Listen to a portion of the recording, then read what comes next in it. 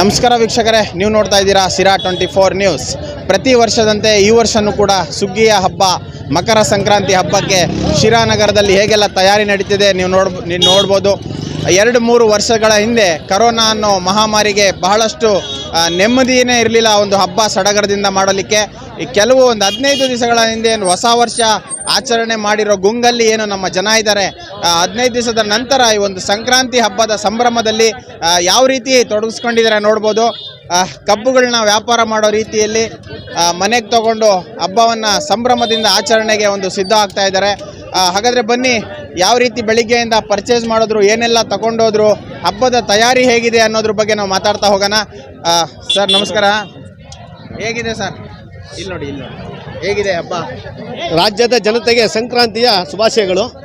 ಎಳ್ಳು ಬೆಲ್ಲ ತಿಂದು ಒಳ್ಳೆ ಮಾತಾಡಬೇಕು. ರಾಜ್ಯದಲ್ಲಿ ಭಾಳ ಸುಭಿಕ್ಷವಾಗಿದೆ, ಚೆನ್ನಾಗಿದೆ.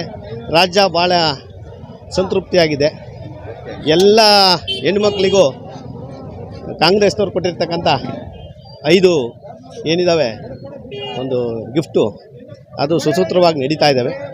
ಇನ್ನೊಂದು ಬರಬೇಕು ಆ ಶಾಲಾ ಮಕ್ಕಳಿಗೆ, ಅದು ಡಿಪ್ಲೊಮಾ ಮಾಡಿರ್ತಕ್ಕಂಥ ವಿದ್ಯಾರ್ಥಿಗಳಿಗೆ ಒಂದು ಕೊಟ್ಟರೆ ಎಲ್ಲ ಚೆನ್ನಾಗಿರುತ್ತೆ. ರಾಜ್ಯ ಸುಭಿಕ್ಷವಾಗಿದೆ. ಎಳ್ಳು ಬೆಲ್ಲ ತಿಂದು ರಾಜ್ಯದಲ್ಲಿ ಒಳ್ಳೆ ಮಾತಾಡಬೇಕು.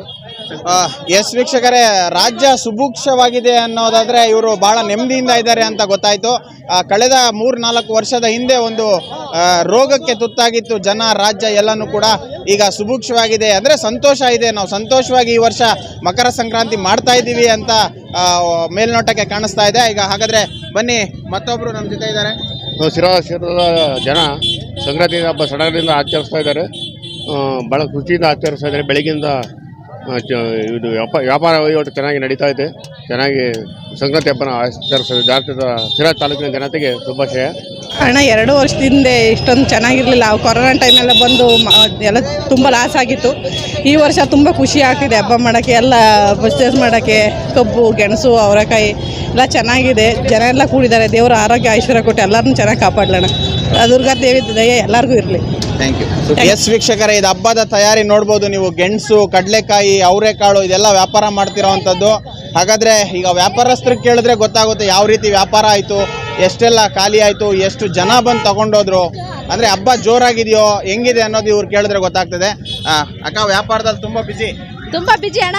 ಹೆಂಗಿದೆ ಅಕ್ಕ? ಪರವಾಗಿಲ್ಲ, ಚೆನ್ನಾಗಿ ಆಗ್ತಾ ಇತ್ತು. ಸಂಕ್ರಾಂತಿ ಹಬ್ಬ ಚೆನ್ನಾಗಿ ಆಗ್ತಾ ಇತ್ತು. ನೀವು ಬರೀ ಮಾರದೇನ ಮನೆಗೆ ಹೋಗಿ ಹಬ್ಬ ಮಾಡ್ತೀರಾ? ಮನೆಗೆ ಹಬ್ಬ ಮಾಡ್ತೀವಿ ನಾಳೆ. ಓಕೆ. ಏನು ಅನಿಸ್ತಿದೆ ಅಕ್ಕ ಹಬ್ಬದ ವಿಶೇಷತೆ? ಇನ್ನೇನಣ್ಣ, ವ್ಯಾಪಾರನೇ. ಸಂಕ್ರಾಂತಿ ಹಬ್ಬದ ಶುಭಾಶಯಗಳು. ವ್ಯಾಪಾರದ ಬಿಜಿಲಿ ನಮ್ಮ ಕಡೆ ಅಂತೂ ನೋಡ್ತಾನೆ ಇಲ್ಲ, ಆದ್ರೂ ನಾವು ಮಾತಾಡಿಸುವಂತ ಒಂದು ಪ್ರಯತ್ನ. ಹೇಗಿದೆ ವ್ಯಾಪಾರ? ಪರವಾಗಿಲ್ಲ ಸರ್, ಏನಿರಲಿಲ್ಲ. ಈಗ ಹಬ್ಬದ ಕೊನೆಗೆ ವ್ಯಾಪಾರ ಸ್ವಲ್ಪ ಈಗ ಇದಾಗುತ್ತೆ. 50 ರೂಪಾಯಿ ಕಣಮ್ಮ. ಹಾಂ, ಸಂಕ್ರಾಂತಿ ಶುಭಾಶಯಗಳು.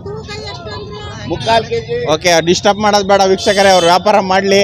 ಯಾಕಂದ್ರೆ ಸಂಜೆ ಒಳಗಡೆ ಇದೆಲ್ಲ ಖಾಲಿ ಆದರೆ ನಾಳೆ ಹಬ್ಬ ಮಾಡೋಕ್ಕೂ ಚೆನ್ನಾಗಿರುತ್ತೆ.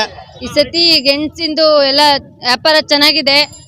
ಎಲ್ಲ ಜನ ಚೆನ್ನಾಗಿ ಲವಲವಿಕೆಯಿಂದ ಇದ್ದಾರೆ. ವ್ಯಾಪಾರನೂ ಚೆನ್ನಾಗಿದೆ.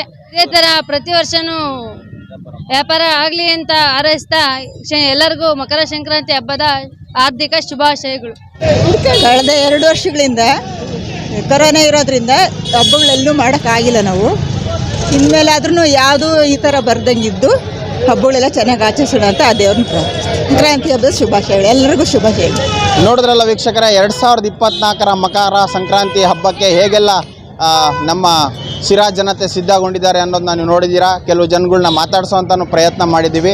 ಪ್ರತಿ ವರ್ಷ ಇದೇ ರೀತಿ ಲವಲವಿಕೆಯಿಂದ ಮಕರ ಸಂಕ್ರಾಂತಿ ಹಬ್ಬವನ್ನು ರಾಜ್ಯಾದ್ಯಂತ ಶಿರಾನಗರನ್ನು ಸೇರಿಕೊಂಡು ರಾಜ್ಯಾದ್ಯಂತ ಆಚರಿಸಲಿ ಅನ್ನೋದೇ ನಮ್ಮ ಆಶಯ. ನೋಡ್ತಾ ಇರಿ ಸಿರಾ 24 ನ್ಯೂಸ್. ನಾನು ನಿಮ್ಮ ಬರ್ಗೂರು ಅರ್ಷದ್.